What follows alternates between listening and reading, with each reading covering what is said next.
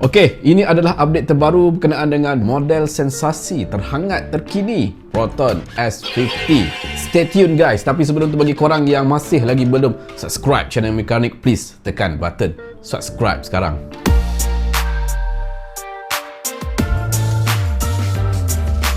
Seperti mana yang kita tahu, Proton S50 bakal dilancarkan tak lama lagi, dijangkakan mungkin penghujung bulan Oktober ataupun awal bulan November. Tapi kebarangkalian tu lebih tinggi, mungkin akan dilancarkan pada penghujung bulan Oktober ini. Okey, apa update terbaru yang kita terima untuk model Proton S50?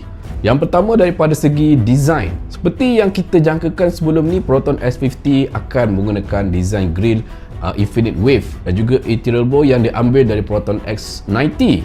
Terdapat penggunaan diamond pin. Grill pada Proton S50 berbeza dengan S90, mempunyai jalur garisan pada Infinite Wave yang berbentuk arrow shape, manakala untuk X90 lebih kepada bentuk bulat. Itu adalah perbezaan yang ketara kita dapat lihat lah. Tapi berdasarkan perbezaan yang kita dapat lihat, untuk reka bentuk interior bow pada Proton S50 tidak seperti yang kita gambarkan sebelum ni. Reka bentuk interior bow yang kita gambarkan sebelum ni, dia lebih panjang bersambung terus ke bahagian headlight.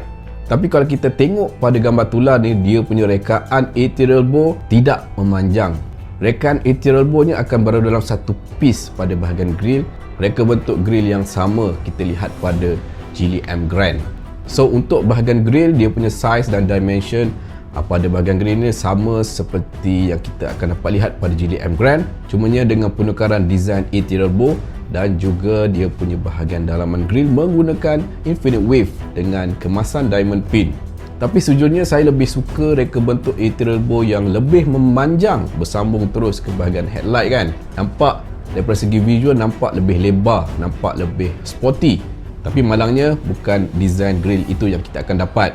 Dan kalau kita lihat pada bahagian fog lamp pun lebih kurang sama yang terdapat pada Geely M Grand.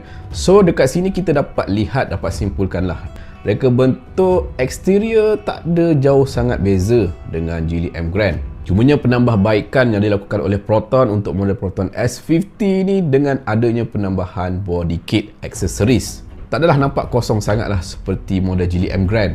Dan menurut maklumat yang kita terima, untuk saiz rim berukuran 17 inci lebih kurang sama design yang terdapat pada Geely M Grand.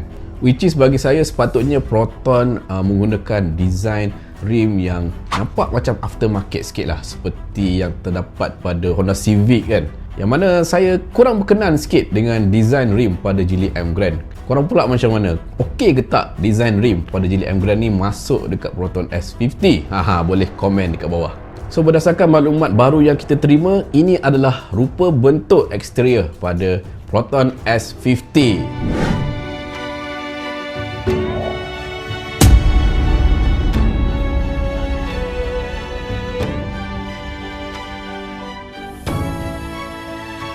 Okey, kita dah tengok kemungkinan besar design Proton S50 akan mirip seperti model ini.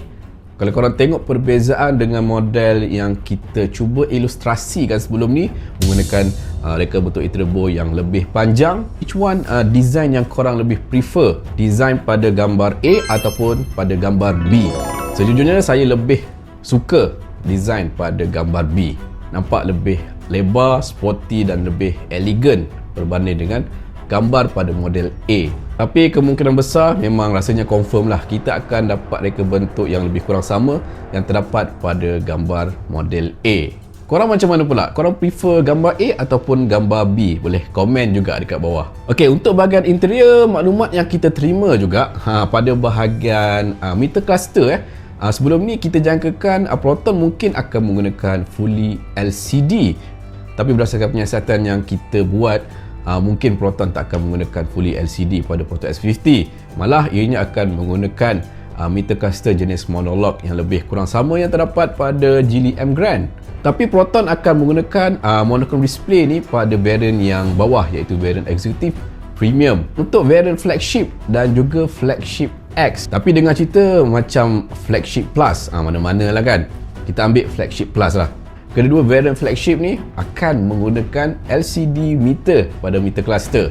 Cumanya kita tak tahulah LCD jenis apa yang akan digunakan Dan kalau betul Proton menggunakan Full LCD pada Proton S50 ni, saya setuju sangat. Saya lebih suka, lebih prefer meter LCD berbanding dengan monochrome display. Dan untuk sunroof, Proton S50 ni akan dibekalkan dengan sunroof, tapi tidak pada kesemua variant. Hanya untuk variant flagship saja akan ada features sunroof ni. Dan mengikut maklumat yang kita terima juga, untuk bahagian infotainment system akan menggunakan saiz infotainment yang lebih besar, berukuran 12.3 inci, tapi hanya untuk variant flagship saja. Untuk variant eksekutif dan premium mungkin akan menggunakan infotainment system berukuran 8 inci yang terdapat yang sama pada Geely M Grand. Tapi yang memang akan confirm, Proton S50 tidak akan didatangkan dengan Apple CarPlay maupun Android Auto. Features tu mungkin 10 tahun lagi pun belum tentu akan ada. Proton kena buat something. Kalau nak kata kereta buatan China ni tak support